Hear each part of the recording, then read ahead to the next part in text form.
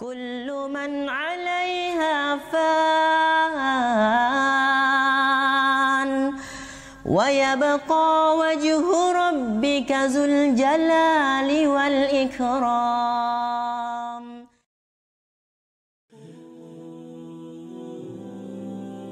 Mohammed sallallahu alayhi wa sallam était une miséricorde. Je veux qu'on cite quelques exemples. Le but, c'est pas de faire de la théorie, c'est concrètement. Essayez de voir comment sa vie était simple. Et dans notre quotidien, on peut transformer toute notre journée en adoration. Quand on se réveille, c'est quoi la sunna? La première chose à faire, c'est de réaliser qu'Allah nous a accordé la faveur de vivre une journée de plus et de le remercier. Alhamdulillah. Alladhi ahyana, qui m'a donné la vie encore une fois. Ba'dama amatana, après cette mort. Wa ilayhi nushur, et c'est vers lui qu'un jour on se réveillera, qu'on sera ressuscité dans l'au-delà. Le prophète sallallahu alayhi wa sallam, en parlant de ça, qu'est-ce qu'il nous a dit? Regardez la façon dont il faut voir la vie. Et chaque journée, c'est une nouvelle vie. Il nous a appris à voir chaque jour comme une nouvelle vie. Et qu'il faut savourer.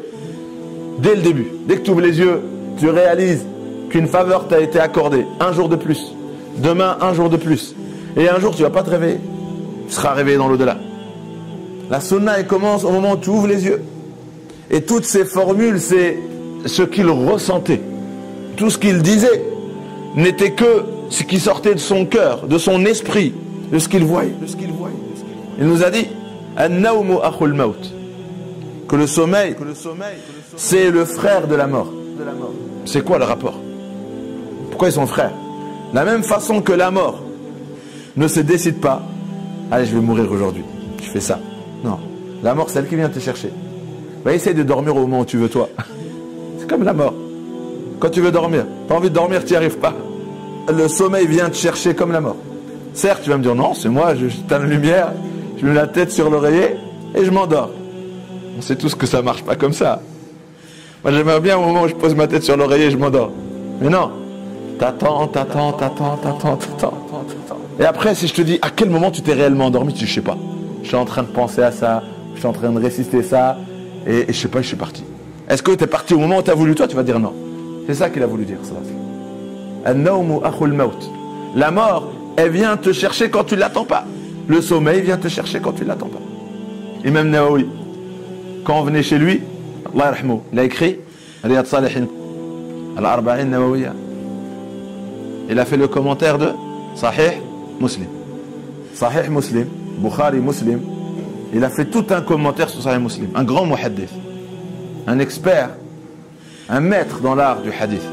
Ben lui, quand on venait le visiter, on voyait pas de lit chez lui. Il disait, pourquoi tu n'as pas de lit? Il dit, parce que je suis jamais allé dormir. Comment ça, t'es jamais allé dormir? Il dit, c'est le sommeil qui vient me chercher. Des fois, je suis en train d'écrire. Je suis en train... Après, je m'endors.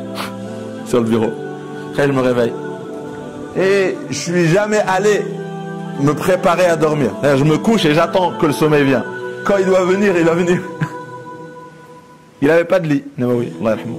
Peut-être c'est pour ça qu'il était tellement connecté avec Allah Azza wa Jal et à servir l'islam et les musulmans à travers l'énorme travail qu'il a fait, qu'Allah Azza wa Jal a voulu que son nom reste jusqu'aujourd'hui. Après des siècles, tout le monde chez lui a Al-Arba'in Nawawiya, tout le monde chez lui a Riyad Salihin, et tout le monde chez lui a, pas tout le monde, mais vous verrez jamais un savant qui n'a pas le commentaire de Sahih Muslim écrit par Nawawi, des références. Donc le prophète il se réveillait avec Alhamdulillah. Au moment où il ouvrait les yeux, il remerciait Allah Azza wa Jal, Alladhi ahyana, de m'avoir donné la vie après cette mort. Le sommeil est le frère de la mort. Wa ilayhi nushur. Et il se rappelait, au moment où il se réveillait, qu'un jour il se réveillera dans l'au-delà. Et il nous a appris à le dire. C'est simple. De toujours nous rappeler quand on se réveille, qu'un jour je vais me réveiller dans l'au-delà. Que on va être ressuscité. Quand le prophète a dit à Aïcha radhiyallahu anha, on sera tous ressuscités dans l'au-delà. De la même façon qu'on est venu sur terre, nus. Elle a dit quoi? Allah il va nous ressusciter, on va être nus comme la première fois où on est sorti du ventre de notre maman nus. Même là-bas, on va sortir du sol nus. Il lui a dit, après les hommes ils vont nous regarder, les femmes. Il a dit non. Quand tout le monde se réveillera dans l'au-delà et réalisera que c'est réel, on va perdre la tête. Ce ne sera même pas la regarder avec toi. On va perdre la tête. Comme des gens ivres, par la peur. Allah il dit ce jour-là, les injustes, c'est pas ils vont se mordre les ongles. C'est pas ils vont se mordre les doigts. Il y a les bras. Regardez la métaphore. Si le stress il te fait mordre les ongles, et des fois tu peux imaginer, c'est impossible, on ne le fait pas avec les doigts, je sais pas si ça se fait. Allah il a dit, oubliez les doigts, oubliez la main. Vous vous mordrez les bras quand vous verrez l'au-delà. Qu'Allah nous préserve. Donc première chose c'était quoi? C'était Allah. Première chose quand on se réveille c'est quoi? Les ablutions, s'incliner et se prosterner devant Allah Azza wa Jal pour renouveler notre pacte avec lui. Iyyaka na'budu. Nous sommes tes serviteurs, tu es notre maître. Et un serviteur, il s'incline devant son maître. Il se prosterne devant son maître. Ça, c'est au réveil. Première chose, c'est quoi? Je commence ma journée avec un dhikr, avec une dua, avec les ablutions, avec une prière. La sunna, toujours quand le prophète se réveillait, il faisait les ablutions. Et il faut rappeler qu'il avait toujours les ablutions. C'était pas au réveil. Il avait toujours les ablutions, ça. Dès qu'il les perdait, il les faisait immédiatement. Il n'y a pas un instant dans sa journée, il n'avait pas les ablutions. Et les sahaba, c'est un exemple parfait, ils ont fait comme lui. Vous connaissez l'histoire de Abu Huraira, Bilal. Il s'est vu au paradis en train de marcher, il voyait ses pas devant lui. De quoi m'as-tu devancé au Bilal? Tu marchais devant moi, de quoi? Qu'est-ce que tu fais de si? Il dit à Rasulallah, je fais toujours quand je perds les ablutions, je refais les ablutions. Hein, là, c'est un raccourci pour aller au paradis qui nous a été dévoilé par Bilal. Il a dit, et après avoir fait les ablutions, je fais 2 rak'at. Après m'être purifié, je fais 2 unités pour Allah Azza wa Jal. Il lui a dit, c'est avec ça que tu m'as devancé au Bilal. De toujours avoir les ablutions. Parce que al-wudu silah al-mu'min. Les ablutions, c'est l'arme du croyant. Les choses simples de la sunna, aussi c'est quand on dort. On n'oublie pas qu'on est des fils d'Adam. Et qu'Allah, il a honoré le fils d'Adam par ce beau corps et par ce squelette. Tous les animaux n'ont pas notre beauté et notre squelette. Leur squelette, il est orienté vers le sol. C'est pour ça que quand ils dorment le ventre à terre. Mais un fils d'Adam ne doit pas leur ressembler dans le sommeil. C'est pour ça qu'une fois, le prophète il a vu quelqu'un coucher sur son ventre. Et après, il lui a dit que voilà, cette position n'est pas appréciée par Allah Azza wa Jal. Parce que tu te mets sur ton ventre et donc tu envoies quoi vers le ciel? Sur le dos, sur le côté. Et la sunna, c'est quoi? C'est de faire tout ce qui est utile. Est-ce que c'est pas utile que de dormir sur le côté droit pour que le poids du corps ne s'appuie pas sur le cœur? Parce que si dormir, c'est reposer son corps. Alors, si vous dormez sur le côté gauche, tout le poids de votre corps s'appuie sur le cœur qui est de ce côté. Et le prophète, tous ses gestes étaient parfaits. Si dormir, c'est se reposer, il faut reposer tous les membres de notre corps. Il faut reposer le cœur. Et la meilleure façon de le reposer, c'est quoi? C'est de se mettre sur le côté droit et que le cœur ne subit pas le poids du corps. Et il va mieux, et il se repose.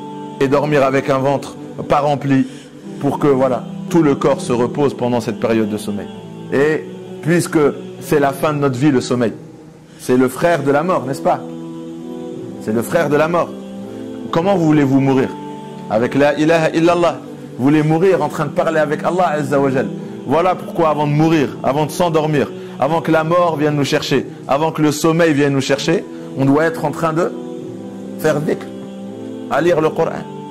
On doit être avec Dieu. Parce que tu seras ressuscité comme tu meurs. Si tu meurs à dire la ilaha illallah, tu seras ressuscité en train de dire la ilaha illallah. Si tu meurs à lire le Coran, tu seras ressuscité à lire le Coran. Et combien dorment et ne se réveillent pas?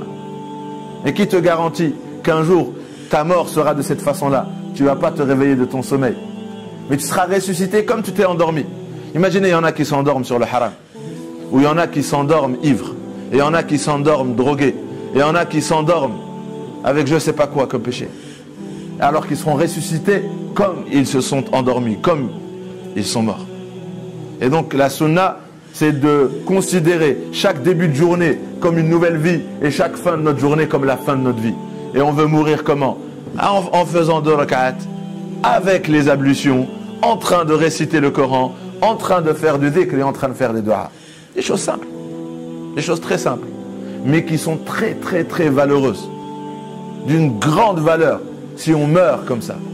Et si on se réveille comme ça, la journée sera remplie de bénédictions et de baraka.